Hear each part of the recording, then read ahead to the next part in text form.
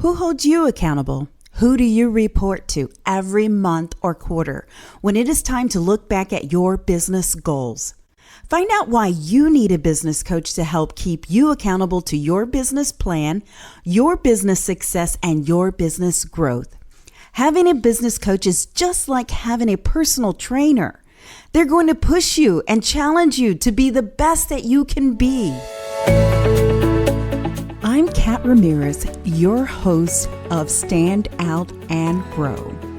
Building your business is really hard, and knowing what marketing and advertising tools you need to help you become successful is extremely confusing.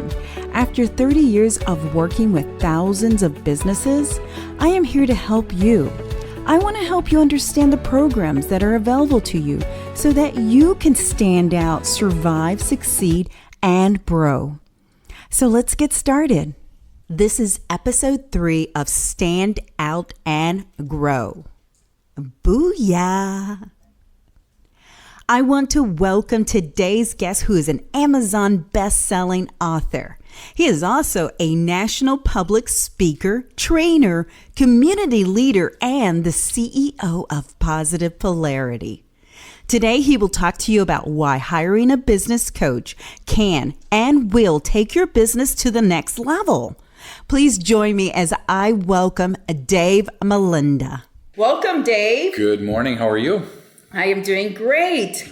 Thank you for joining us today. For sure. Thanks for those kind words. Absolutely. So, Dave, so to get everybody familiar with you today, can you give us a little background about you? But I want to hear one specific thing about you, okay? That maybe other people don't know about you, even your close relationships, because I want you to open up a little bit. I always wear funky socks. Okay. Why? Because I learned early on to somehow people need to remember you. Oh, that's awesome. But how many times do people look at your feet, Dave? All the time. Like, well, you make sure that you have that. So, no, it's. I think that from a business coach perspective, I've run into a lot of coaches, consultants, whatever the word work for you, right? And it's interesting because most of the people that I've seen are types that have learned it but haven't done it.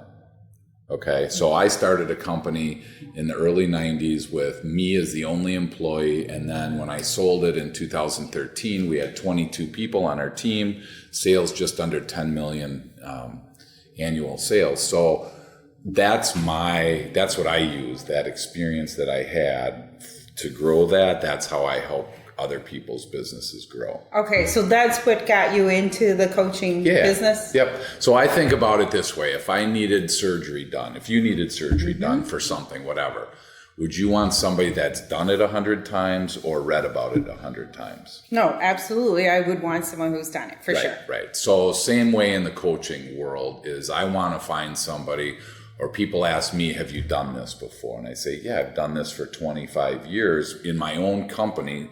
Again, when it was me growing it to 22 people and 10 million in sales. So that's probably the easiest way to discern what a good coach is if they've done it before. Because I can tell you how to do it, but I've never done it before. I can tell you, I can walk you through how to do a backflip, but I've never done one. It's not going to work. Okay, no, that's. I think that's awesome. So if you're looking for a business coach, that's usually my first discussion with somebody is make sure that you're comfortable that they've done what you're asking them to do. Okay, so we're going to back up a minute, Dave, because you just made a statement that I think is valid, but I don't think a lot of people think it. Mm-hmm. You said if you're looking for a business coach. Okay. So I personally am not looking for a business coach. So why would or should someone look for a business coach? Most people don't think about it until they're in deep trouble. Okay. Companies are going along. That's why I wrote my book and called it Growing on Purpose, because the vast majority of people that I run into grow by mistake. Okay. So the first thing is if your company, you can have some growth. Is it the growth that you want? Is it the right kind of growth? Is it profitable growth? What do you do when you need an outside look at your business? Okay. So what do you do? I mean, when you want somebody to look at, because you're so into it every day, when you want somebody an outside viewpoint, what do you do? I think I do probably what you also do on another perspective is I go to my peers or I'll talk to people. Sure. I'll talk to other entrepreneurs or business people and kind of like ask them kind of in a question way of, hey, if you were in this situation, what would you do, without telling them I'm in that situation? Yeah, exactly. You know? Yeah. My neighbor's in that situation, not me. Right. And that's where I think a lot of people go to, and you're hoping that the advice that you're getting is solid. Right. I mean, the reality is that Michael Jordan needed a coach. I don't know why, but the guy was probably, in my mind, the best basketball player ever. He needed a coach. And so Phil Jackson was his coach. And there were times that he helped him with his blind spots. There were times that he helped him with self-awareness. There were times that Michael Jordan got benched because he was not being a team player. Yeah. As a business owner, as an entrepreneur, where do we go? That's what a coach typically will do, is help come alongside that person. And sometimes it's a lifelong relationship, and sometimes it's, I just need help with this glitch in my step, so to speak. And then you get that help, and then you move on. Okay. And so you just made a really, really good, valid point, and I love it because I love to golf. Okay. And I know for a fact that most golfers do have a coach. Yeah. So who helps you with your swing?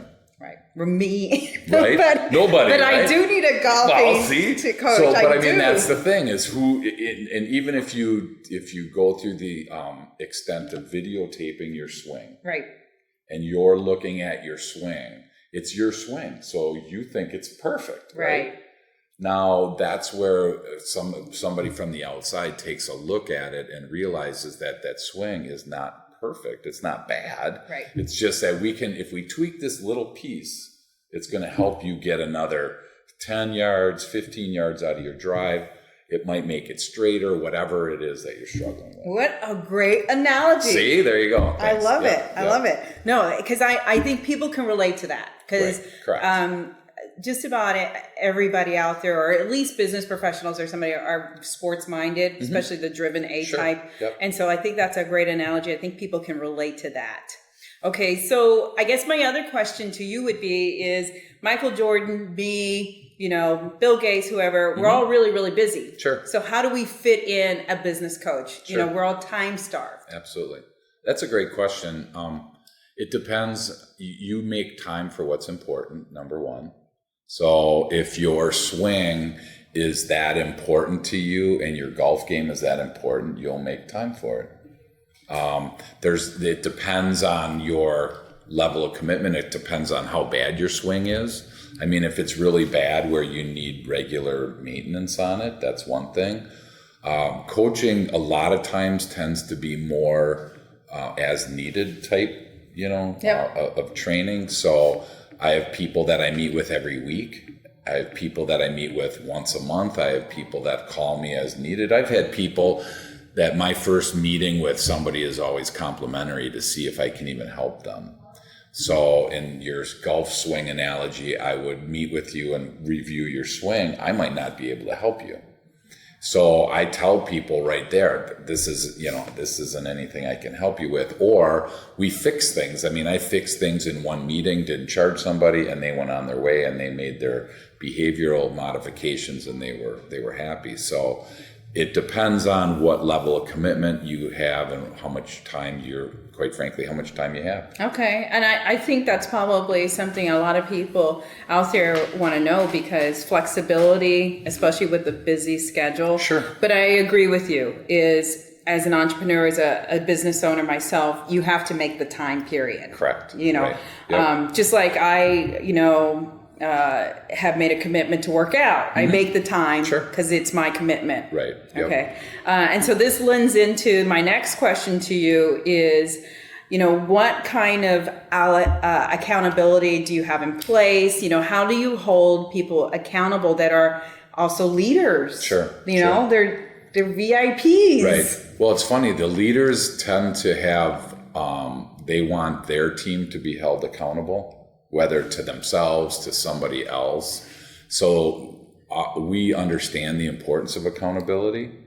Yet when it comes to us, we tend to say, do as I say, not as I do, right? Right. And that's where it becomes really difficult, because coaching almost feels like a handicap. Like entrepreneurs are like, I don't need that. I know everything, right? I'm fine, as they're limping along, right?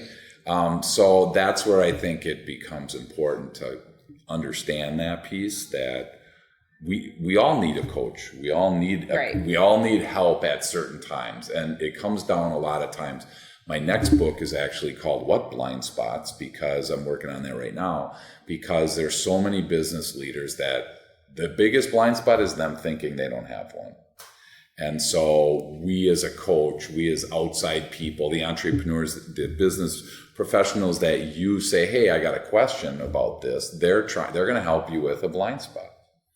And so that's where I think it really comes full circle, where if you think your team needs a coach, chances are pretty good that you're going to need some outside influence, call it a coach, consultant, whatever you want to call it. Okay. So with the accountability part, because I'm really going to dig in here, Dave. Absolutely, for sure. Are you setting the goals? Are they setting the goals? And then are you touching base, once a quarter, once a month? Sure. Because I'm an old salesperson, and, I know how I would do it, but I'm just curious how it works. So think about your sales days. Who held you accountable to? Let's just say you wanted to have you set a goal, you set a dollar goal for sales, or you set a performance goal, how many contacts, or whatever goal you set.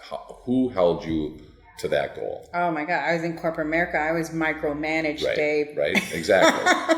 They made sure. And why do you think they did that? Because their bottom line mattered, and the stockholders. They had to report to the stockholders. Absolutely. So obviously holding people accountable is very important. Somehow that gets lost when we start our own business, right, or when we take off in a different direction. That kind of fizzles away. So why that happens, like I said, entrepreneurs don't really like to be held accountable. Right. So the accountability side, it can be, depending on the situation, I have some that it's, like I said, I meet weekly with them. Yep. Okay. And some goals they set, some goals I set, some goals we set together. So when I do my communication training, 10 tips to better communicate, one of them is about interrupting people. Mm-hmm. So one simple little thing is, working on not interrupting, especially a customer. I mean, it's bad enough to interrupt somebody in general, but when you're literally interrupting a customer or a prospect and you don't know you're doing it, we work on that, and then we'll see change and change, depending on what research you look at, it takes about a month of solid practice to get into that habit. I mean, you just said that one of your videos, you talked about getting back into working out. So how many times will you have to do it before it becomes second nature? Right. And you know what? You made a really, really good point, because I don't have anybody to hold myself accountable. Right. And I think, if anything, at the end of the day, if a business is struggling, to pay for the service, to hold them accountable so that they see the movement, mm-hmm. because I know the power of that, because I was a sales manager, and it is effective and it does work. So if somebody was going to inquire about hiring a business coach, mm-hmm. what are the things that you would advise them to look for so that it's a good fit? Sure, absolutely. I mean, the good fit, a lot of it comes down to feeling comfortable with somebody. If we don't trust somebody, we're not going to open up. So you have to be able to trust the person that you're going to have coach you. Right. If again, back to our analogy, if you and I'm not a golf coach, but if I looked at your swing and I knew nothing about what I was talking about, you probably wouldn't trust me with any advice. I mean, the little bit of golf that I've done in my life, it's so funny. There's always on the golf course, there's always somebody that can tell you what you're doing wrong. Some people, they walk up to you, they don't even know you. Hey, you got a glitch in your swing or whatever, right? Everybody's a golf instructor. So everybody thinks they're a coach in that situation. So I forgot the question. What are the things to help them find a good fit? Yes, That's okay, Dave. Fit. Yeah, I got you. Thanks. See, there you go. That's what I get lost easy. The good fit starts with who you need to gel with them personally. You need to have that trust factor. And like I started off before, you need to be able to know that they've done what you're asking them to do. If I never golfed before, how good would I really understand your golf swing? Right. So those are really the three main things that I look at. And if you don't connect with somebody, that's why, talk to multiple people, find out who connects well with who, because if there isn't a connection and there's no trust, you will not have success in coaching. Right. And I would think some other things is for them to do their own due diligence, to vet them out, and maybe ask for references, Yeah, the problem with references is like nobody wants to be used as a reference for coaching, okay, so they don't want to expose themselves. Like for me, I have confidentiality agreements with every client that I have. So if you said name a customer, I can't do that because we have confidentiality agreements. And I always think it's odd because you look at some websites and they've done work with all these companies and things like that. I don't do that because the people that I work with, they're not really want to broadcast to the world, because like I said, entrepreneurs in general will not be super proud and excited to say, I have a coach, you know. They kind of keep it on the QT. So no, you know what? I can relate to that because it is such a personal choice, and it's so proprietary to you and your business. Right. I can totally relate, and I get that, and I can appreciate that you have this disclosure with people, because that is very, very high on mine, because I wouldn't want people to parade who I was working with. So then around that, are there any credentials that they should be looking for, or things like that? There's a lot of different things out there that you can get certified in. To me, 30 years of growing a business is what I use. Okay. I have certification in different things around DISC and driving forces, and I have certification in behaviors and in EQ. It just balances out somebody. If you can't sit with somebody and have a conversation, I always ask at the end of every meeting, do you feel better now? Are you better off now than you were when you came in? Okay. If the answer is yes, then success happened. If the answer is no, then we're not done. Okay. We're not really done. You don't leave the doctor's office usually worse. They have a remedy. They have something that they want you to do. Same with your golf coach. He or she would have somebody or something that they would want you to do. Okay. And if it would be awkward to have your golf swing taped, to have the person look at it, and then they say, okay, thanks for coming. And you're like, what do you want me to work on? Oh, well, nothing. It just kind of naturally happens. Right. So. No, that makes sense. It makes perfect sense. So realistically, Dave, what can an entrepreneur or business owner expect the results? What kind of results can they expect realistically? Sure. Yeah. So based on the amount of investment that they invest, time and effort and money, if there's not a 3 to 5 up to 10 time return on the investment, then why are we doing this? Okay. So let's say you're talking about sales training, and let's say that there's a sales coaching situation and there's somebody struggling to, let's just simplify, ask for an order. They do a great job of presenting information. They do a great job of gathering information, and then they struggle with how to kind of close the deal. Well, if it costs, I don't know, we'll pick a number, $1,000 to fix that. If you're not going to make $5,000 to $10,000 because of that fixed minimum, then was it really worth it? Gotcha. Right. So let's say you've spent $10,000 to get that fixed, and you got $5,000 in return. You really wouldn't do that. Right.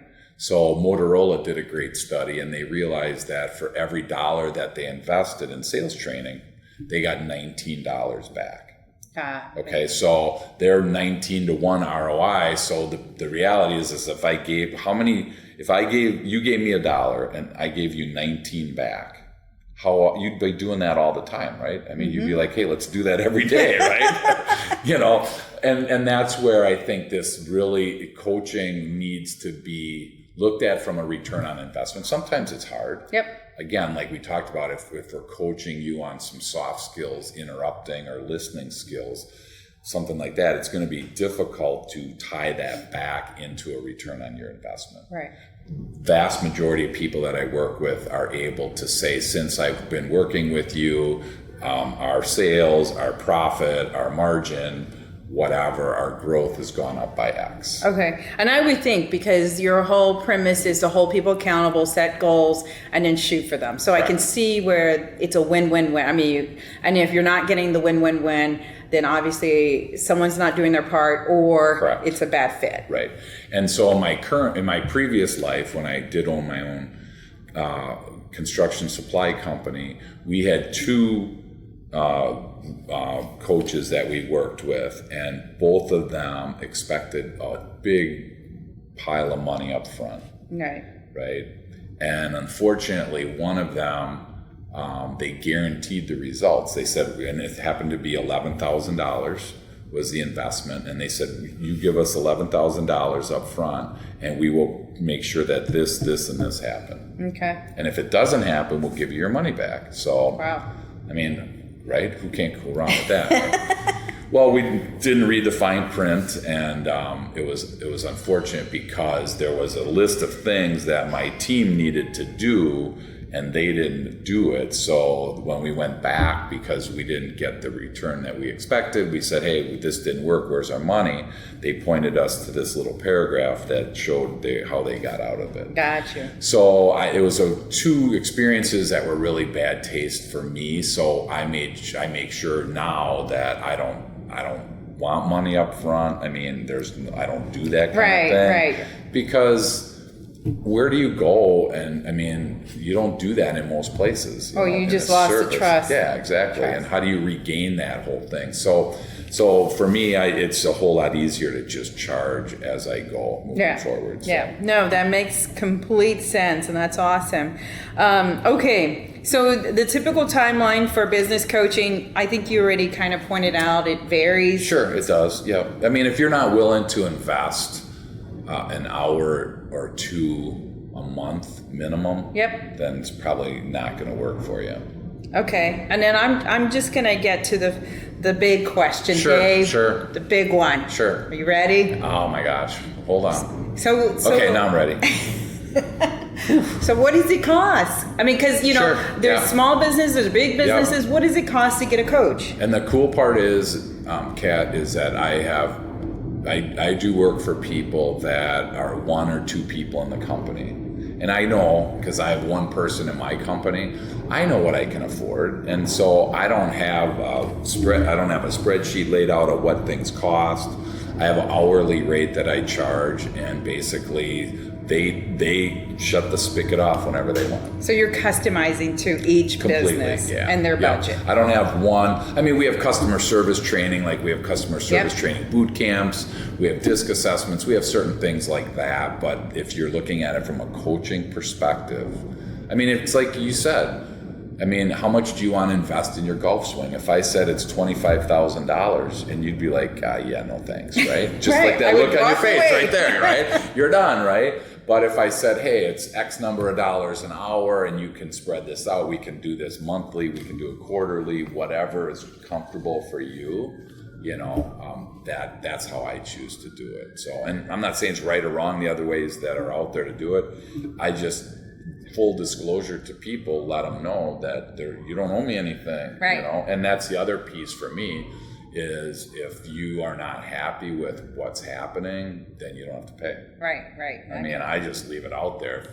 The last thing I would want is for somebody to begrudgingly pay because, of a contract. So if it's not working, if you're not seeing the return on your investment, and you don't want to continue, we can cancel it at any time. It just makes it so much easier. Okay. So for any of the people that listen to this podcast, Dave, I want to offer them something. The hundreds of thousands of people that are listening right now? Yes. Oh my gosh. Okay. I want to offer them something, and sure. specifically from you. So Sure. what is it that you're going to offer our audience that you can live with, so that we can put it on our website and it's only exclusive to them? So that we can live with. Wow. Okay. So now you got me thinking. I mean, again, for typical group, it's all for a entrepreneur, for a business owner, for a C-suite, for a sales professional, whatever. I mean, the first meeting is always free.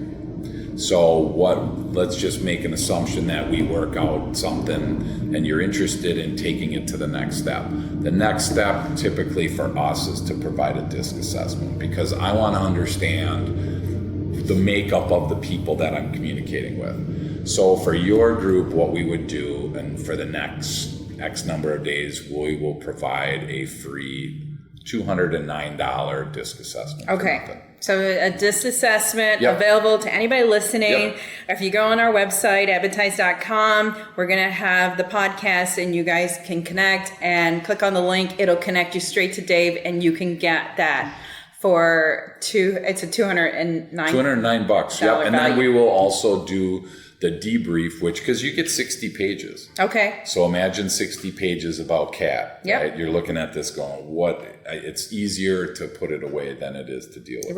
Right. So we would then spend some time with you on the phone and debrief that, go through it, see what's important to you. I mean, they're 94 or 95% accurate. Right. So when you read about yourself, a lot of times the common reply that I get is somebody's just, that's not me. And I get a couple of those. But if you're doing everything, if nothing's you, then you need to talk to people around you, because they're like, that's you. Okay, awesome. So phase one would be the assessment and the discussion. So by the time you're done with me, you haven't invested any money and you have really solid value, but only for your listeners. Awesome. Great. Well, love it. And I hope they love it too. So Dave, tell everybody how they can get a hold of you. And your website, right? Well, besides that, don't you want to send them to your website? Don't you want them to read your book? No. Well, yeah. So, I mean, if you have any interest in the Amazon #1 bestseller, Growing on Purpose, you can go to my website, which is positivepolarity.com. Or you can shoot me an email at dave@positivepolarity.com, and we'll be happy to help. Awesome. And Dave's contact information will also be on our website in case you guys missed this. Dave, thank you for joining absolutely. us. Thank you. I learned a lot. I hope everybody else learned a lot. All 100 and how many thousand? 100 and some thousand? I can't remember what the number was you said, but I'm like, wow, that's awesome. And hopefully, how many languages are we going into? We're in one only. Just one? Today, Okay, yes. just one today. Good. Awesome. Well, thank you for inviting me in. Yes, thanks, Dave. If you have listened to the Stand Out and Grow podcast recently, you have heard that we just launched a marketing consultant certification program. This 12-month program will give you the tools, knowledge, and confidence you need to run your own marketing consultation business to generate your passive income today. We are excited to offer a 40% discount to the first 25 participants. So go reserve your spot today at www.catherineramirez.net. Thank you so much for listening to this episode of Stand Out and Grow. Check out all the notes and links at www.standoutandgrow.com. Please let me know what you want to learn more about. I look forward to bringing you more content to help your business stand out, survive, succeed, and grow. Until next time, you got this.